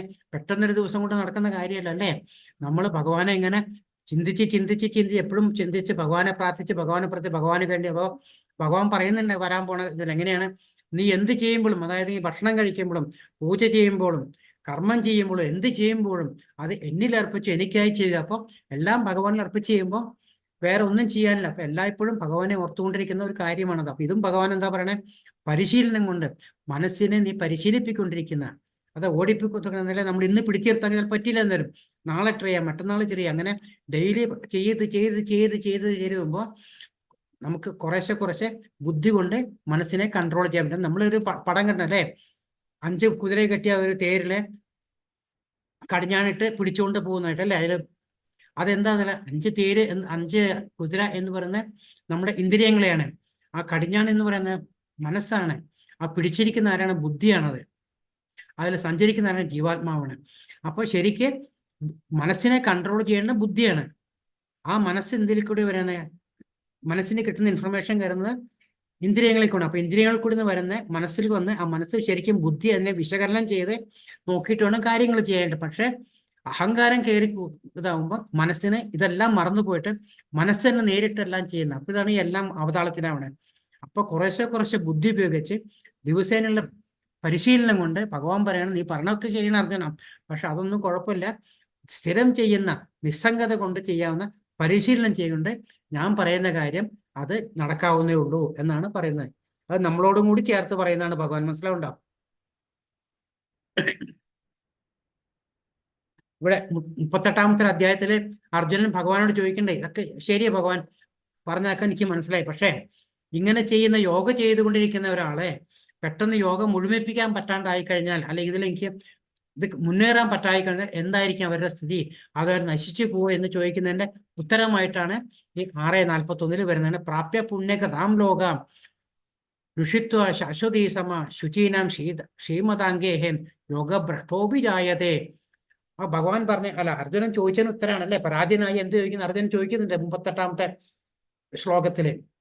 അപ്പൊ അതിന് ഭഗവാൻ പറയാണ്, അങ്ങനെ രോഗത്തിൽ പരാജയനാകുന്നയാൾ പുണ്യം ചെയ്തവർക്കായുള്ള ഉപരിലോകങ്ങളിൽ, അതാണ് നമ്മൾ നേരത്തെ പറഞ്ഞ ഭൂമിക്ക് മുകളിൽ 7 ലോകങ്ങൾ, ആനന്ദം അനുഭവിച്ചുകൊണ്ട് അസംഖ്യം സംവത്സരങ്ങൾ വാണതിനു ശേഷം നീതിനിഷ്ഠയുള്ള പുണ്യാത്മാക്കളുടെയോ ധനികരുടെയോ കുടുംബത്തിൽ വീണ്ടും പിറക്കുന്നു. അതായത് നമ്മൾ ചെയ്തിട്ടുള്ള നല്ല കാര്യങ്ങൾ, യോഗം നല്ല കാര്യങ്ങൾ ചെയ്തിട്ടുണ്ടെങ്കിൽ അതൊരിക്കലും നഷ്ടമാവുന്നില്ല. അത് ക്യാരി ഫോർവേഡ് ചെയ്യുന്ന പറയുന്നത് നല്ല കാര്യം. അതല്ല ശരി, ചീത്ത കാര്യം ചെയ്യുമ്പോൾ ക്യാരി ഫോർവേഡ് ചെയ്യുന്ന കർമ്മമായിട്ട് വരുന്നുണ്ടല്ലേ. അപ്പൊ നല്ല കാര്യങ്ങൾ ചെയ്യുന്നാലും അത് ക്യാരി ഫോർവേഡ് ചെയ്യുന്നുണ്ട്. അതെങ്ങനെ ചെയ്യുന്നത്? നമ്മുടെ ആത്മാവ് ശരീരം വിട്ടുപോയി കഴിഞ്ഞാൽ അത് ഉപരിലോകങ്ങൾ അതനുസരിച്ച് നമ്മുടെ യോഗയുടെ അതനുസരിച്ച് അതാത് സ്ഥലങ്ങളിൽ പോയിട്ട് അവിടെ സംവത്സരങ്ങളോളം താമസിച്ച് ആ പുണ്യം തീർന്നതിന് ശേഷം വീണ്ടും ഭൂമിയിലേക്ക് വന്നാൽ ചെയ്യുന്നത് നല്ല പുണ്യാത്മാക്കളെ ധനികരുടെ കുടുംബത്തിൽ വീണ്ടും പിറക്കുന്നു. കൃഷ്ണ അർജുന, അതുകൊണ്ട് നീ അതിനെപ്പറ്റി ഭയപ്പെടേണ്ട. ഇനി 6:47 എന്താ പറയുക? യോഗിനാമപി സർവേഷം മദ്ഗതേ അനന്തരാത്മനം ശ്രദ്ധാവൻ ഭജതേയോമം സമയയുക്ത തമോമത. പൂർണ്ണ വിശ്വാസത്തോടെ എപ്പോഴും എന്നിൽ തന്നെ നിലകൊള്ളുകയും എന്നെ തന്നെ ധ്യാനിച്ചുകൊണ്ട് പ്രേമപൂർവ്വം എൻ്റെ ദിവ്യ സേവനത്തിൽ ഏർപ്പെട്ടുകൊണ്ടിരിക്കുകയും ചെയ്യുന്നവനാണ് എല്ലാ യോഗികളിലും വെച്ച് അത്യുത്തമ യോഗിയും എന്നോട് ദൃഢതമമായി യോഗത്തിൽ ബന്ധിക്കപ്പെട്ടിരിക്കുന്നവനും. ഇതാണ് എൻ്റെ അഭിപ്രായം. അതായത് വിശ്വാസം, അതാണ് എല്ലാം വരുന്നത്. കാരണം നമ്മൾ വിശ്വാസമില്ലാതെ ഒരു കാര്യത്തിന് ഇറങ്ങിയിട്ട് കാര്യമില്ല. അപ്പൊ ഭഗവാനിലോട്ട് ഇങ്ങനെ ചെയ്താൽ ഭഗവാൻ ചെയ്യോ എന്ന് വെച്ചാൽ ഭഗവാൻ ചെയ്യും. അത് ഭഗവാന്റെ ഉറപ്പാണ് പറയുന്നത്. നീ എന്നിൽ വിശ്വാസം ഉറപ്പിച്ചു കഴിഞ്ഞാൽ നിനക്ക് അതിനുള്ള ഫലം വിശ്വാസം ഞാൻ തിരിച്ചു തരുന്ന പറയുന്നത്. അതാണ് പറഞ്ഞാൽ പൂർണ്ണ വിശ്വാസത്തോടെ. വിശ്വാസമില്ലാതെ ഒന്നും ചെയ്തിട്ട് കാര്യമല്ലേ. പൂർണ്ണ വിശ്വാസത്തോടെ, വിശ്വാസം അതല്ലേ എല്ലാം ചോദിക്കുന്ന മാതിരി പൂർണ്ണ വിശ്വാസത്തോടെ എപ്പോഴും എന്നിൽ തന്നെ നിലകൊള്ളുകയും എന്നെ തന്നെ ധ്യാനിച്ചുകൊണ്ട് പ്രേമപൂർവം എൻ്റെ ദിവ്യ സേവനത്തിൽ ഏർപ്പെട്ടു കൊണ്ടിരിക്കുകയും ചെയ്യുന്നവനാണ് എല്ലാ യോഗികളും വെച്ച് അത്യുത്തമമായ യോഗിയും എന്നോട് ദൃഢതമമായി യോഗത്തിൽ ബന്ധപ്പെട്ടിരിക്കുന്നവനും. ഇതാണ് എൻ്റെ അഭിപ്രായം. അത് നമ്മൾ ആദ്യം കാണുന്ന കുറെ യോഗാഭ്യാസം ഉണ്ട് അല്ലേ. ആൾക്കാരെ തലകുത്തി നിൽക്കുന്നു, ഒരു കട്ടക്കാലമോ നിൽക്കുന്നു അല്ലെ, തലകുത്തി നിൽക്കുന്നു, മണ്ണിൽ അതൊന്നും അല്ല എന്ന് പറയുന്നത്. എന്നിൽ അർപ്പിച്ചുകൊണ്ട് എനിക്ക് വേണ്ടി എന്നെ ദൃഢമായി എന്നിൽ ചിന്തിച്ചുകൊണ്ട് യോഗ ചെയ്യൂ. ബന്ധപ്പെട്ട് ഭഗവാൻ തീർച്ചയായിട്ടും പറയാണ്, അവരാണ് അത്യുത്തമ യോഗി, എന്നോട് ധർമ്മയോഗത്തിൽ ബന്ധപ്പെട്ടിരിക്കും. ഇതാണ് എൻ്റെ അഭിപ്രായം എന്ന് ഭഗവാൻ പറയുകയാണ് അർജുനനോട്. ഇതാണ് ഭക്തിയോഗ എന്ന് പറയുന്നത്. ഹരേ കൃഷ്ണ. ഇനി അടുത്തതിൽ വരുന്ന ഈ യുഗധർമ്മങ്ങൾ എന്ന് പറഞ്ഞിട്ടുള്ള കാര്യമുണ്ട്. അതായത് നമുക്ക് 4 യുഗങ്ങളുണ്ട് അല്ലെ. സത്യയുഗം, ത്രേതായുഗം, ദ്വാപരയുഗം, കലിയുഗം. ഓരോ യുഗങ്ങൾക്കും അവരുടെ അതനുസരിച്ചിട്ട് ഓരോ യുഗധർമ്മങ്ങൾ കൊടുത്തിട്ടുണ്ട്. സത്യയുഗത്തിൽ എന്താണ്? ധ്യാനമാണ്. കാരണം അതിനനുസരിച്ചിട്ടുള്ള അവർക്ക് വയസ്സ്, ഞാൻ പറഞ്ഞില്ല 1,00,000 ആയുസ്സാണെന്ന് പറഞ്ഞ സത്യയുഗത്തില്. ത്രേതായുഗത്തിൽ എന്താണ്? യജ്ഞങ്ങളാണ് പറഞ്ഞിരിക്കുന്നത്. അപ്പൊ അന്ന് യജ്ഞങ്ങൾ ചെയ്യണം. ദ്വാപരയുഗത്തിൽ എന്താണ്? വിഗ്രഹാരാധിയാണ് പറഞ്ഞിരിക്കുന്നത്. കലിയുഗത്തിൽ പറഞ്ഞ കാര്യം നമുക്ക് ആകപ്പാട് 100 വയസ്സേ ഉള്ളൂ കലിയുഗത്തിൽ. അപ്പൊ ഇതെല്ലാം ചെയ്യാനുള്ള അതിന് പറ്റുന്നില്ല. നമ്മൾ തുടങ്ങി വെക്കുമ്പോഴേക്കും നമ്മുടെ ആത്മാവ് തീർന്നു പോകും അല്ലെ, ജന്മം തീരും. അപ്പൊ ഇതിലെന്താ പറഞ്ഞേ? നാമം ചെല്ലാനും. ഏത് നാമം? ഹരിനാമ കീർത്തനം, ഹരിയുടെ നാമം, ഭഗവാന്റെ നാമം ചെല്ലാനാണ് പറഞ്ഞത്. ഇതാണ് നമ്മുടെ യുഗധർമ്മം. കലിസന്തോപനിഷത്ത് പറഞ്ഞ ഹരേർ നാമ ഹരേർ നാമ ഹരേർ നാമേവ കേവലം കലോർ നാസ്തേവ നാസ്തേവ നാസ്തേവ ഗതിർ അത്യത. അതായത് ഒരു കാര്യം 3 പ്രാവശ്യം പറഞ്ഞു കഴിഞ്ഞിട്ടുണ്ട്. അപ്പൊ വേദങ്ങളൊക്കെ ചില കാര്യങ്ങൾ അല്ലെ 3 പ്രാവശ്യം പറഞ്ഞാൽ ഉറപ്പിച്ചു പറയുന്നത്. അപ്പൊ ഹരേർനാമ ഹരേർനാമ ഹരേ നാമേവ കേവലം കലയിൽ നാസ്തേവ നാസ്തേവ നാസ്തേവ ഗതിർ അന്യഥ. അതായത് വേറെ ഒന്നും ചെയ്യുന്നില്ല, ഇവിടെ ഹരിയുടെ നാമം മാത്രമേ ഉള്ളൂ മാത്രമേ 3 പ്രാവശ്യം പറഞ്ഞിരിക്കുകയാണ്. അതായത് ഇത് പടത്തിൽ കാണിച്ചിരിക്കുകയെന്ന് വെച്ചാൽ ലിഫ്റ്റുള്ള സമയത്ത് നമ്മൾ എന്തിനാണ് വെറുതെ കോണി കയറി പോണേ അല്ലേ? അതാണ് പറയുന്നത്. നമ്മൾ ഇവിടെ ഹരിനാമ കീർത്തനം, അതായത് ഭഗവാന്റെ മഹാമന്ത്രം ജപിച്ച് ഇരിക്കുക, അല്ലാതെ വെറുതെ മറ്റുള്ള കാര്യങ്ങൾ യജ്ഞങ്ങളൊന്നും ചെയ്തിട്ട് കാര്യമല്ല. കാരണം നമ്മുടെ യുഗധർമ്മം പറഞ്ഞിരിക്കുന്നത് ഹരിനാമ കീർത്തനം ചെല്ലാണ്. ഹരേ രാം ഹരേ കൃഷ്ണ കൃഷ്ണ കൃഷ്ണ ഹരേ ഹരേ ഹരേ രാമ രാമ രാമ ഹരേ ഹരേ. അത് സ്ഥിരമായിട്ട് ചെല്ലാനാണ് ഇതിൽ പറഞ്ഞിരിക്കുന്നത്. പ്രഭുപാദരുടെ പല പുസ്തകങ്ങളുണ്ട്. ഈ പുസ്തകങ്ങളെല്ലാം എന്നിട്ടാണ് അത് ശാസ്ത്രീയമായിട്ടുള്ള ഗ്രന്ഥങ്ങളെ അടിസ്ഥാനപ്പെടുത്തിയുള്ളതാണ്, അല്ലാണ്ട് വെറുതെ എഴുതിണ്ടാക്കിയിട്ടില്ല. അങ്ങനെ പരമ്പരാഗതമായിട്ടുള്ളത് വന്നിട്ടുള്ള ശാസ്ത്രാടിസ്ഥാനമായിട്ടുള്ള ഇതാണ് എന്നാണ് പറയുന്നത്. അപ്പൊ നമ്മൾ കിട്ടുന്നോളം സമയം കിട്ടുമ്പോൾ അത് വായിക്കാം. കലിയുഗത്തിൽ 500 വർഷങ്ങൾക്ക് മുമ്പ് ചൈതന്യ മഹാപ്രഭു ഒന്നും നമുക്കറിയാം. ആ ചൈതന്യ മഹാപ്രഭുവാണ് ഹരിനാമ സങ്കീർത്തനം പ്രചരിപ്പിച്ചത്. അപ്പൊ അവിടെ നിന്നുള്ള ഇതിങ്ങനെ പരമ്പരയായിട്ട് ഇങ്ങനെ വന്നുകൊണ്ടിരിക്കുകയാണ്.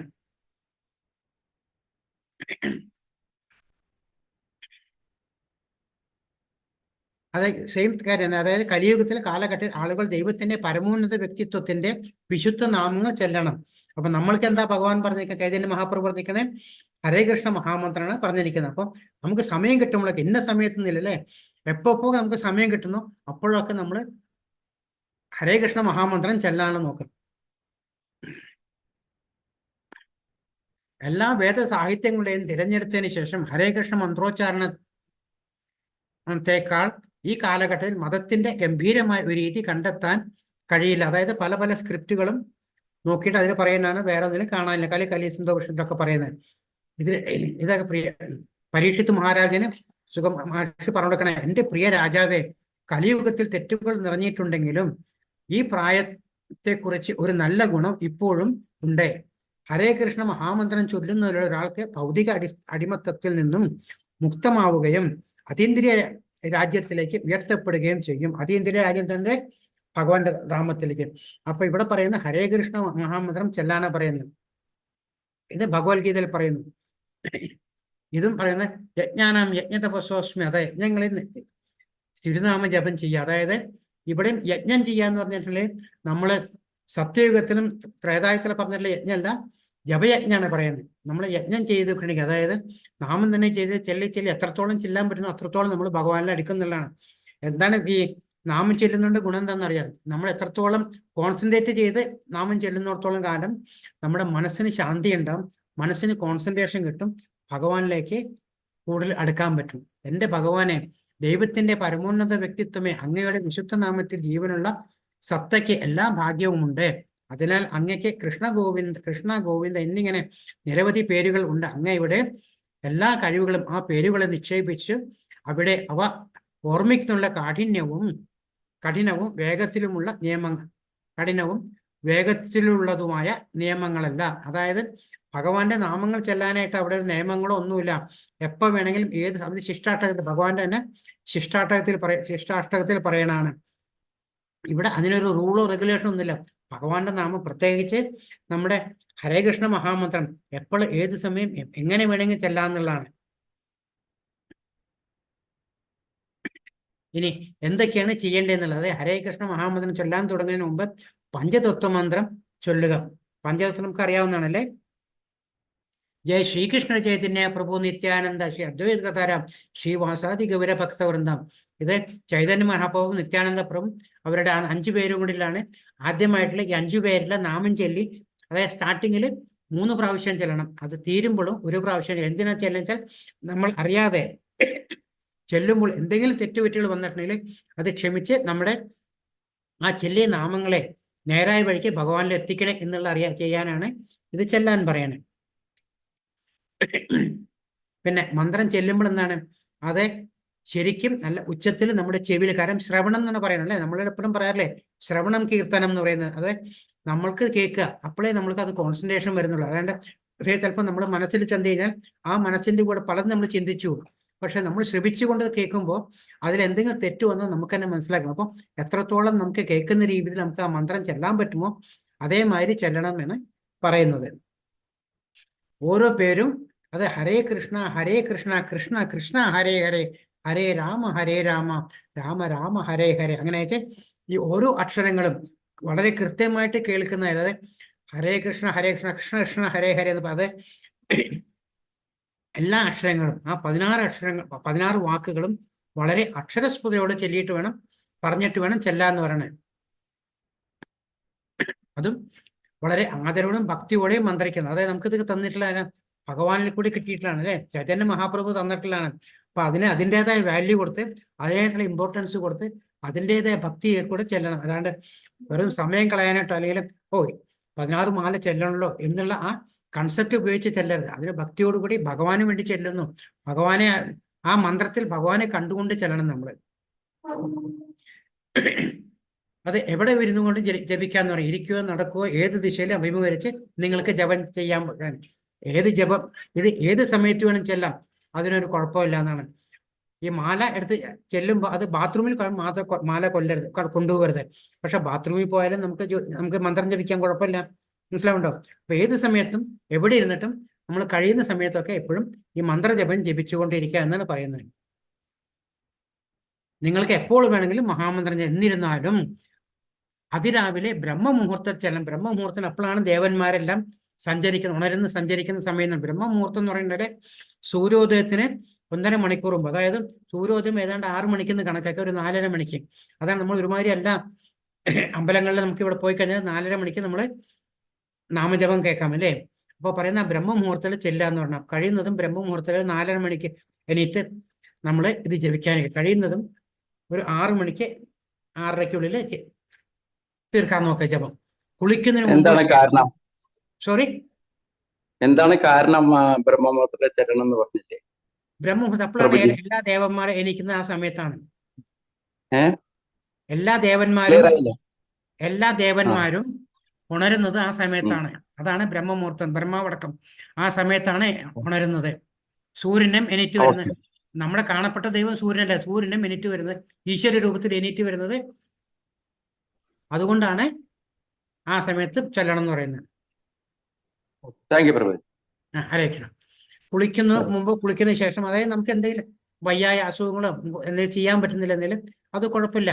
നമ്മൾ ശുദ്ധമായിട്ട് കയ്യ കാലൊക്കെ തേച്ച് കഴുകിയിട്ട് നമ്മൾക്ക് ചെല്ലാവുന്ന കാര്യമുള്ളൂ. കാലത്ത് എന്തെങ്കിലും കാര്യം കൊണ്ട് ഇപ്പോൾ തീരെ വയ്യ എണീറ്റിരിക്കാൻ പറ്റാത്ത ഒരാളാണെങ്കിൽ കിടന്നുകൊണ്ട് ജപിക്കുന്നതിൽ കുഴപ്പമൊന്നുമില്ല, ജപിക്കാന്നുള്ളതാണ്. ഹാഫ് ബാത്ത് അല്ലെ, പകുതി ഹാഫ് ബാത്ത് ചെയ്തതും കുഴപ്പമില്ല. എങ്ങനെയായാലും അത് നമ്മുടെ ആരോഗ്യത്തിന് ഫുൾ ബാത്ത് ചെയ്യാൻ പറ്റിയ വളരെ നല്ല. ഹരേ കൃഷ്ണ. പിന്നെ എണ്ണം വെച്ച് മഹാമന്ത്രം ചൊല്ലുന്നത് ശുപാർശ ചെയ്യുന്നു. അതായത് 108 മുത്തുകളുടെ ഒരു മാലയിലാണ് എപ്പോഴും ജപിക്കേണ്ടത്. പ്രഭു ഇത് കഴിഞ്ഞിട്ട് നമുക്ക് ചോദിച്ചോളൂ ക്വസ്റ്റ്യൻ.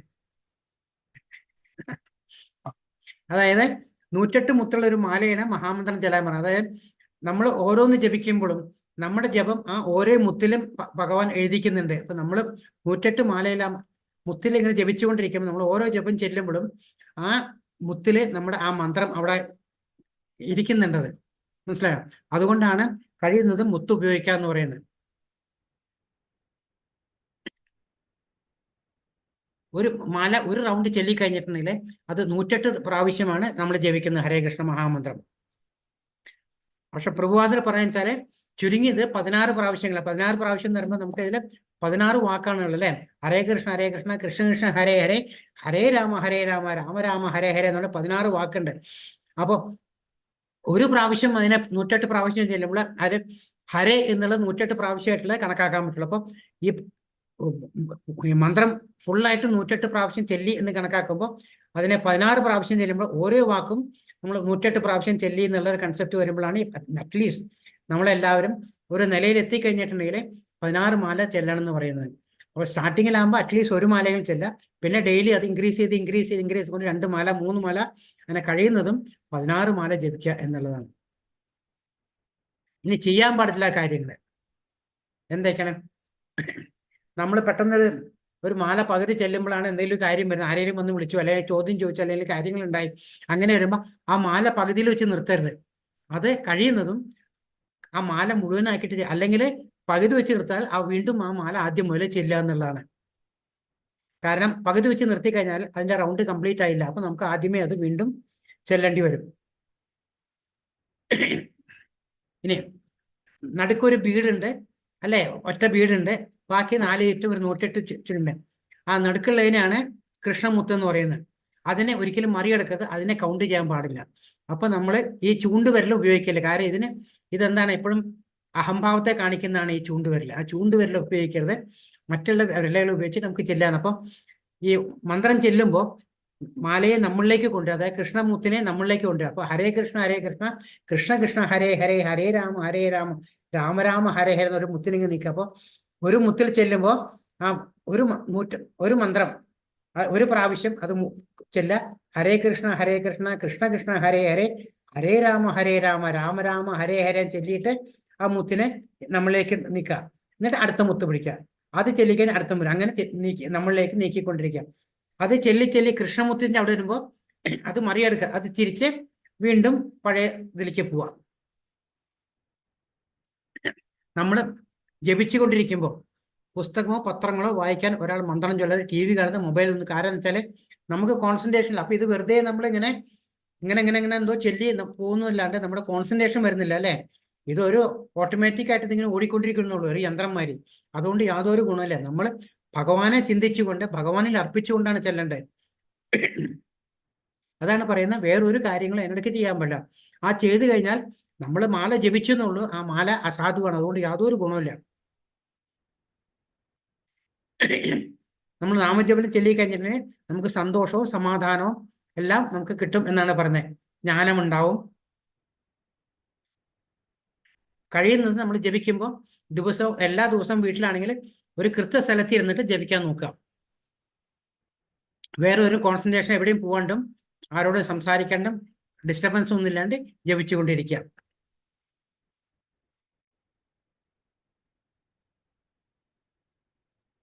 ഹരേ കൃഷ്ണ കൃഷ്ണ കൃഷ്ണ ഹരേ ഹരേ, ഹരേ രാമ രാമ രാമ ഹരേ ഹരേ. ചോദിച്ചോളൂ പ്രഭു, എന്താ പ്രഭുവിന് എന്താ ചോദിക്കാമെന്നല്ല പ്രഭു? അതന്നെ ഈ മുഹൂർത്തം 4:30 മണി എന്ന് പറഞ്ഞിട്ടോ. അതെ, ഈ സൂര്യോദയം വരുന്നത് 6 മണിക്ക് 6:30ക്കാണോ വരിക? ഒരു മിനിറ്റ് 6:30ക്കല്ലേ വരുന്നത്? അല്ല, ഒരു മിനിറ്റ്. എങ്ങനെയാ സ്റ്റോപ്പ് ചെയ്യണേ?